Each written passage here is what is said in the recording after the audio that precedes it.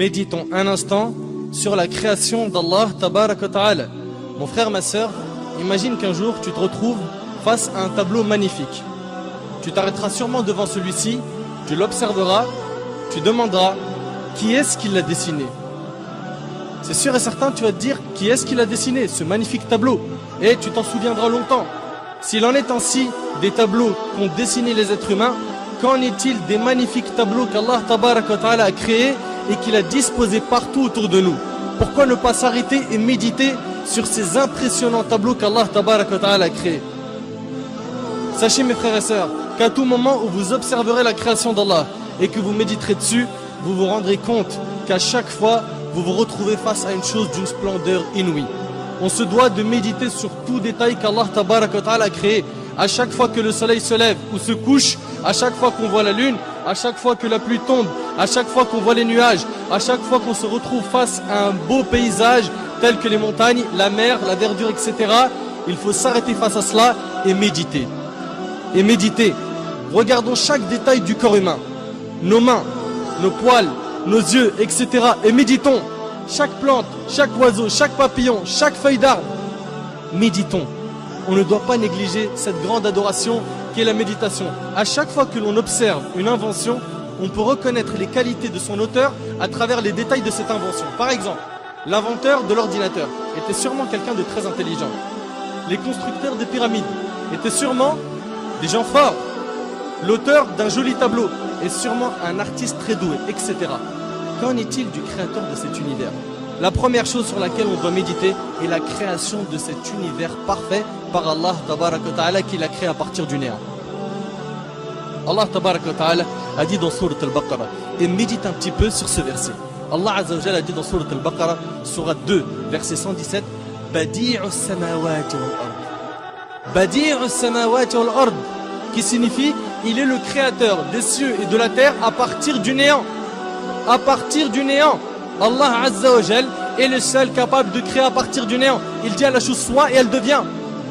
Soit et elle devient.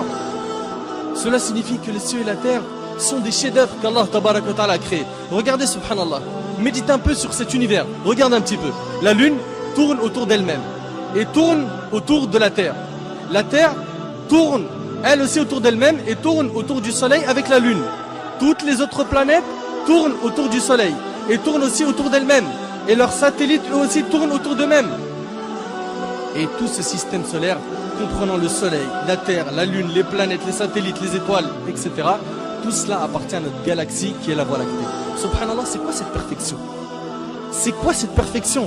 La méditation sur la création d'Allah Tabaraka wa Ta'ala va donc nous aider à laver nos cœurs. Si tu observes la mer par exemple, combien de gouttes d'eau y a-t-il dans ces mers et ces océans?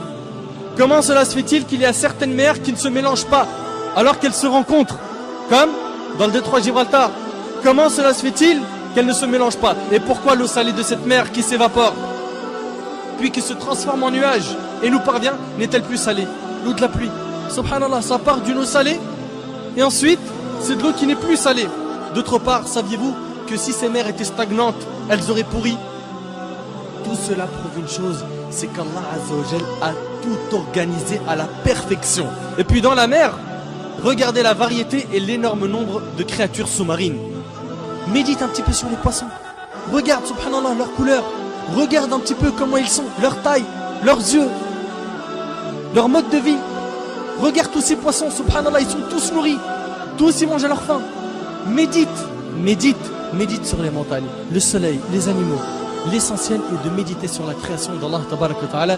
Abu Sulaiman, rahimahullah, a dit habituez vos yeux aux larmes et vos cœurs à la méditation. Habituez vos yeux aux larmes et vos cœurs à la méditation. Mes frères et sœurs, je sais que cette adoration était ignorée par un grand nombre parmi nous. Faisons-la revivre afin d'améliorer notre relation avec Allah Tabaraka wa Ta'ala. Et je termine en demandant à Allah Azza wa Jal de faire de nous des pieux qui réfléchissent et qui méditent sur la création d'Allah Azza wa Jal. هذا ما أعلم والله عز وجل أعلى وأعلم سبحانك اللهم وبحمدك أشهد أن لا إله إلا أنت أستغفرك وأتوب إليك وبارك الله فيكم وجزاكم الله خير والسلام عليكم ورحمة الله وبركاته.